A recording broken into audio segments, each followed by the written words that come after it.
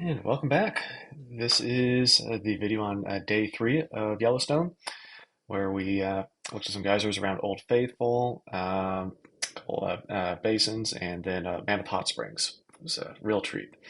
So I'm going to begin here in Yellowstone at Old Faithful Inn, where we're staying, and then from the hotel here, we walked around to Blue Star Spring and Geyser Hill, and saw a bunch of springs and geysers in that area there. It's really, really neat. And again, all these springs and geysers here are pretty hot water. They're either boiling hot if they're blue, or have a lower temperature, about like 140 or so if they're orange or red. But yeah, still very dangerous.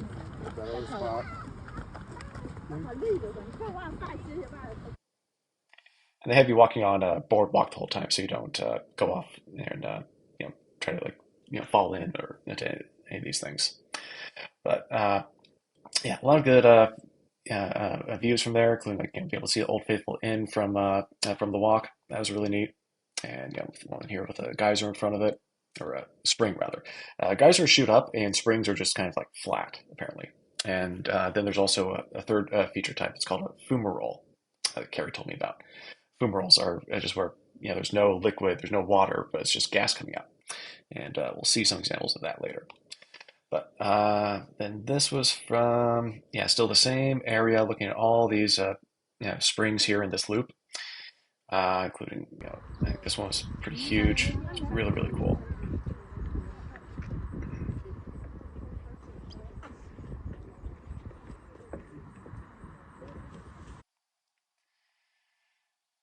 Okay, some more springs there. I think, oh yeah, this was a geyser that shouldn't actually be older than Old Faithful. The crater here is a lot bigger than what Old Faithful has, and they said it's something like I don't know how many millions of years older than Old Faithful. So that was kind of interesting.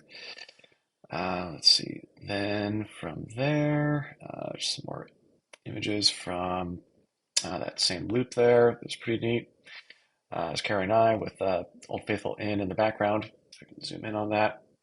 That's pretty cool.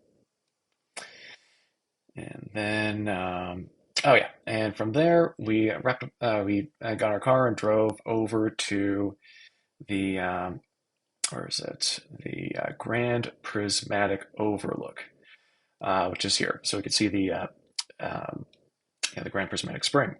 And this is the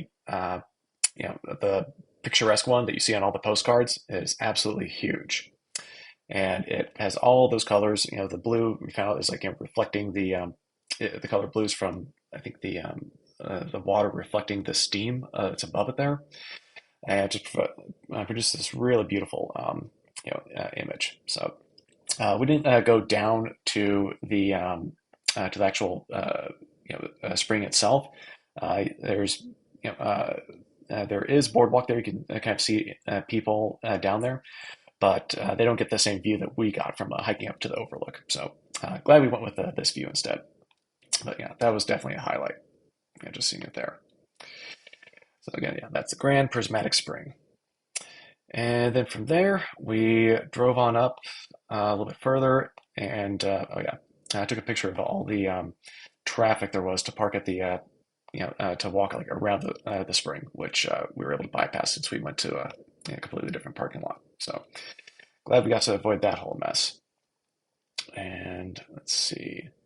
Then from there, yeah, we continued on the Grand Loop Road up to where is this here? The oh yeah, Norris Porcelain Basin, and a lot more geological features here, like the springs and geysers and fumaroles. And you see like this basin kind of like goes down. It's like a valley that we have to walk down, and there's all these boardwalks and everything that people can walk around and see all the geysers and everything. So it's really, really cool.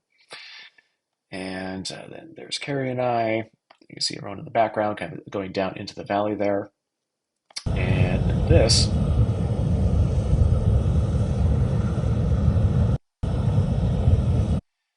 that is what's called a fumarole. It's like a geyser, but there's no water, so it's just a hot air escaping through you know um, the ground there. So like a direct connection with like I don't know, the volcano magma or whatever it is that's a couple miles down below the Earth's crust. And from the basin there, we got some really good pictures. Really interesting to seeing everything just close up. Uh, some of them smelled pretty bad. I think it was a sulfur kind of exiting, the vents there, but just beautiful to see. Then they had names for each geyser and water feature there. So this one called Whale's Mouth. That was kind of cool. Okay, and then here's some more of us. The same, a different basin. I think that was the porcelain basin that we were in, and then this is the like the back basin area where these pictures are from. Oh, and all these trees that are you see are dead. They died because back in 2003 there was a heat wave, and that caused the ground temperature, which is already pretty warm, to rise to the point where the roots themselves died. So it's not like these died from a fire, but from they're just basically cooked from the roots up, and looks like they haven't recovered since then, or the ground is still too hot for them to regrow. And let's see, then yeah, this is the last picture we took from North Basin there. One of the last steamboat geysers has a lot of like iron deposits, so there's a lot of like red kind of like sediment in the area there. It's pretty neat. And then from there, one of the highlights of the trip for me was after this, Carrie drove the whole day, and we continued up north, up along this the you know the upper loop here. And as we kind of get into what's Mammoth Springs, you're driving into this valley where you're dipping down, like coming down from like the high elevation. It reminds me of Yosemite, kind of like entering the valley there through the tunnel. It was just so beautiful, kind of going in down that road. Let's see here. So that was the view, kind of like entering into the valley. And here's a video of it too. Unbelievable.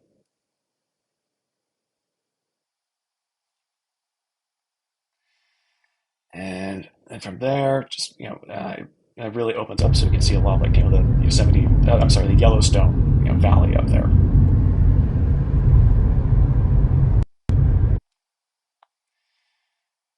Just unbelievable scenery.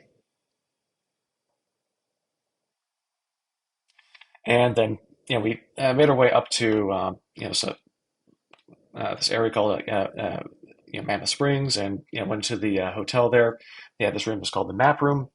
This map you see behind me is a wood map that is made from uh, some like each panel that represents each state is made from a specific type of wood taken from that state or a tree, that grew in that state. It was pretty cool.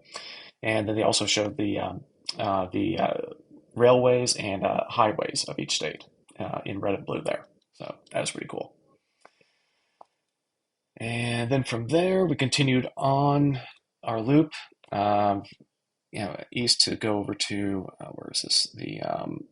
Oh yeah, the Tower Falls, this waterfall area.